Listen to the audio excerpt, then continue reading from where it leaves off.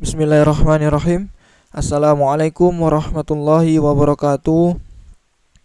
Alhamdulillah, hari ini kita kembali melanjutkan materi kita di pelajaran tematik. Namun sebelum kita mulai materi kita hari ini, kita sama-sama berdoa semoga Allah memberikan kemudahan kepada kita semua untuk menerima materi hari ini.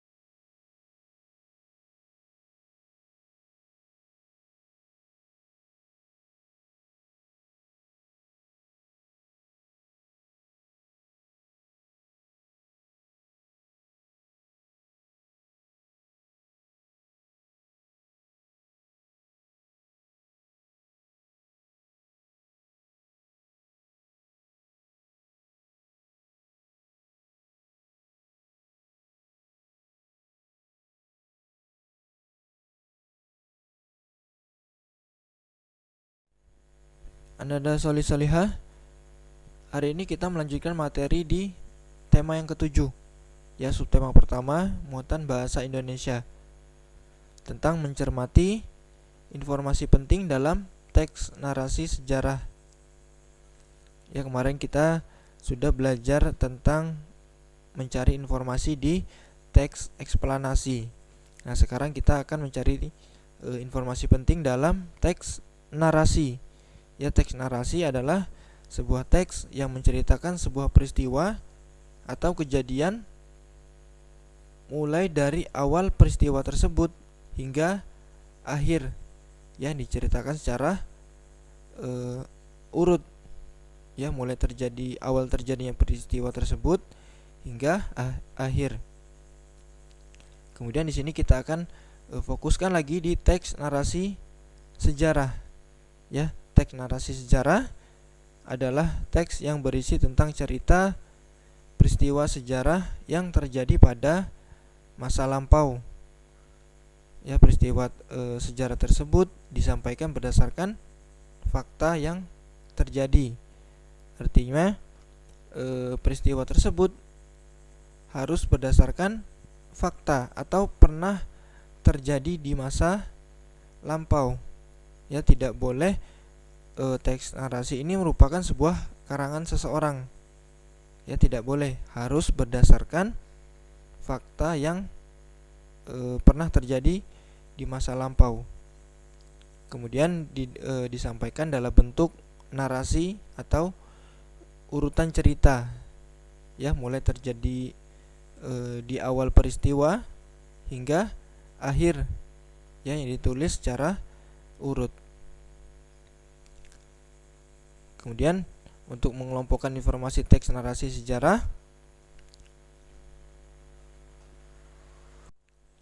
ya, agar lebih mudah kita memahami informasi penting yang ada di dalam teks narasi sejarah, kita dapat mengelompokkan informasi-informasi tersebut menggunakan kata tanya. Ya, kata tanya 5W 1H. Sama seperti pelajaran sebelumnya, kita membuat pertanyaan yang tujuannya untuk mendapatkan informasi penting yang ada di dalam teks tersebut.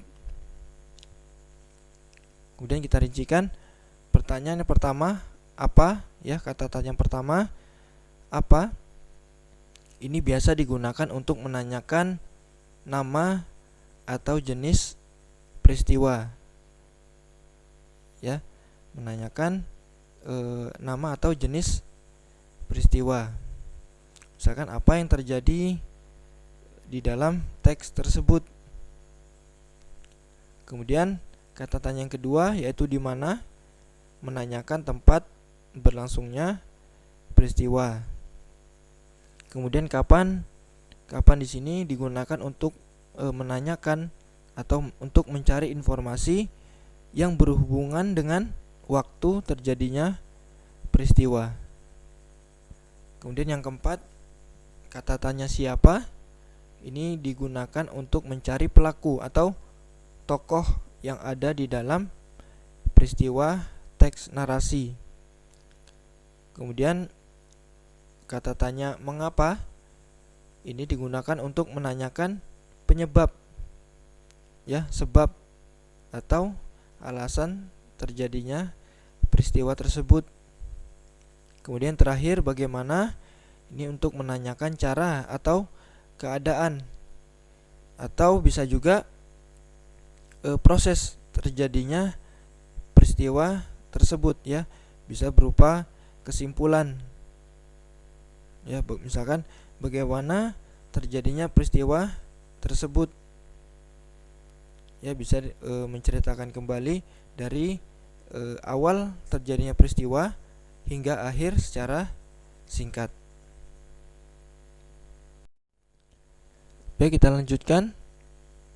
Kita akan mencoba mengelompokkan informasi penting berdasarkan kata tanya, ya, atau pertanyaan yang kita buat untuk mendapatkan informasi penting di dalam teks narasi. Ya, bacalah paragraf berikut. Di sini ada sebuah paragraf tentang sejarah atau narasi sejarah. Bangsa Inggris menjajah Indonesia mulai tahun 1811 hingga 1816. Saat Indonesia dikuasai Belanda, bangsa Inggris datang dan menyerang Pulau Jawa untuk menguasai Indonesia. Mereka pun berhasil menguasai Pulau Jawa dari Belanda melalui Perjanjian Tuntang. Pemerintahan Inggris yang dipimpin oleh Thomas Stamford Raffles. Ya, jadi ada potongan teks narasi sejarah. Kemudian kita membuat atau kita mengelompokkan, ya, untuk mendapatkan informasi penting di dalam teks narasi. Ya, sama seperti sebelumnya. Artinya materi ini sudah kita ulang-ulang, ya. Yang berbeda hanya bentuk teksnya saja. Ya, yang berbeda hanya bentuk teksnya saja. Di sini ada di kolom pertama pertanyaan dalam teks bangsa Inggris atau pernyataan. Pernyataan ini sama saja informasi yang ada di dalam teks. Nah, yang pertama, bangsa Inggris menjajah Indonesia mulai tahun 1811 hingga 1816. Nah, di sini merupakan pernyataan atau informasi yang ada di dalam paragraf tersebut. Ya, ini merupakan informasi. Maka untuk mendapatkan informasi ini, jenis informasi berdasarkan kata tanyanya, ya, yang di sini ada kata kapan dan siapa. Ya, jadi dari pernyataan tersebut kita bisa membuat pertanyaan yang berhubungan dengan kata tanya kapan atau siapa. Ya, kata tanya kapan dan siapa. Di sini kata kapan tentu saja jawabannya adalah tahun 1811 hingga 1816.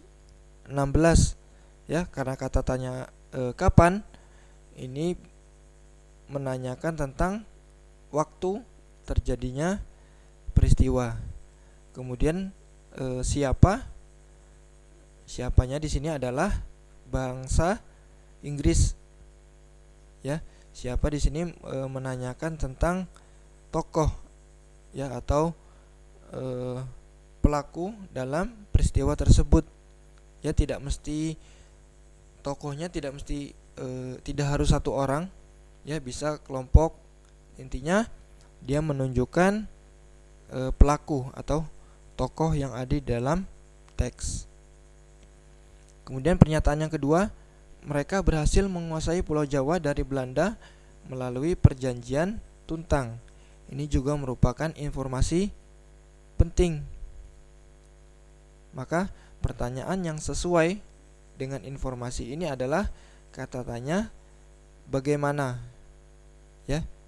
Dalam kalimat tersebut menunjukkan cara Inggris dalam menguasai Pulau Jawa, yaitu dengan cara melakukan perjanjian dengan bangsa Belanda, yaitu perjanjian Tuntang.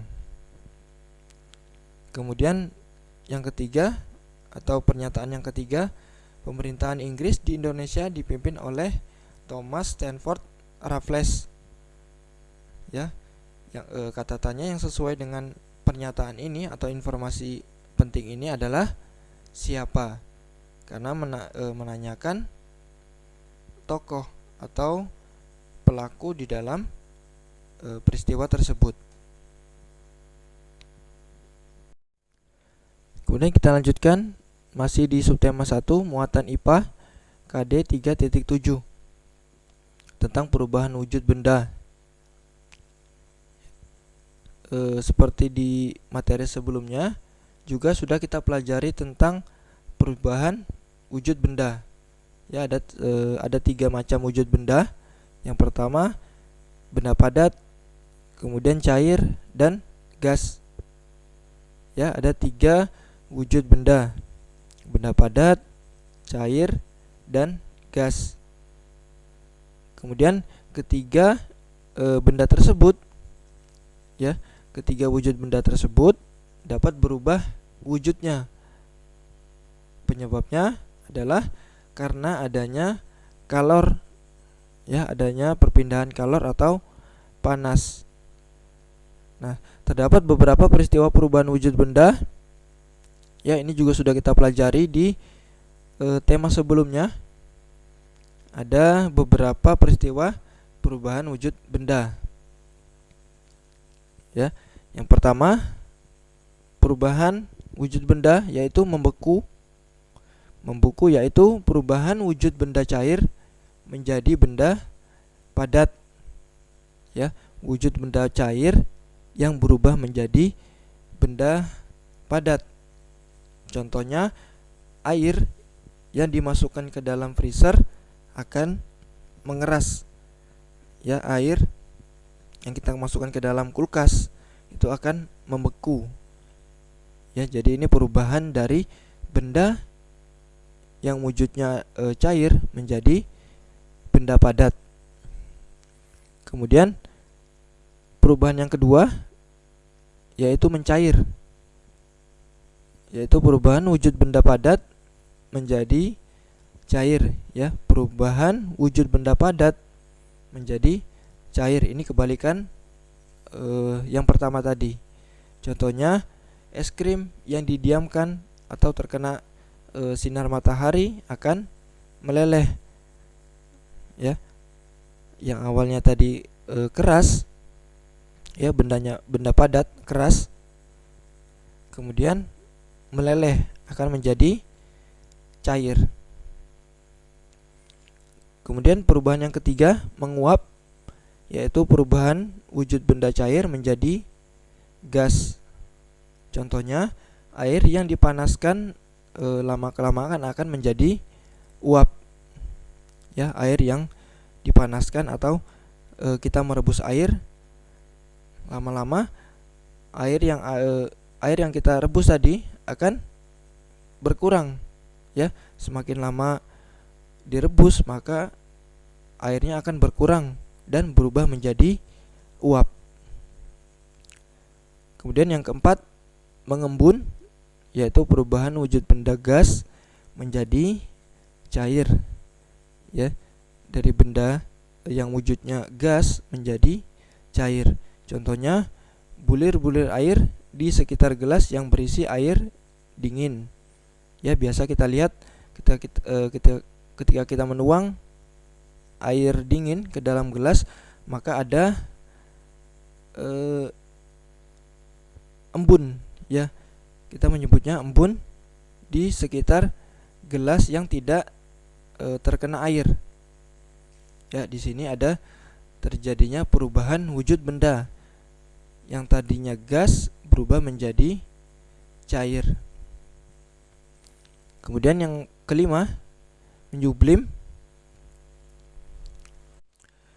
yaitu perubahan wujud benda padat menjadi gas. Ya, benda padat menjadi gas. Contoh, kamper yang lama kelamaan habis dan tercium baunya. Kamper di sini maksudnya adalah kapur barus. Ya, kapur pewangi itu yang biasanya digunakan, yang disimpan di dalam lemari. Ya, itu termasuk benda padat. Kemudian lama kelamaan akan habis. Ya, lama kelamaan akan habis dan berubah menjadi gas. Ya, yang tadi awalnya benda padat kemudian berubah menjadi gas, kemudian mengeluarkan bau atau aroma. Kemudian yang terakhir, mengkristal, yaitu perubahan wujud benda gas menjadi padat. Ya, gas menjadi padat. Contohnya, peristiwa berubahnya uap air menjadi butir-butir salju. Untuk hari ini kita tidak memiliki tugas. Ya, tidak ada tugas. Jadi silakan Ananda membaca materi yang ada di bukunya, kemudian menggarisbawahi. Ya, karena materi hari ini juga mengulang materi yang ada di tema-tema sebelumnya. Ya, artinya materinya tidak jauh berbeda. Tinggal kita mengulangnya saja. Kemudian nanti menggarisbawahi poin-poin penting yang ada di bukunya agar memudahkan ketika dipelajari kembali. Kemudian kita lanjutkan materi di pertemuan selanjutnya. Barakallahu fikum. Assalamualaikum warahmatullahi wabarakatuh.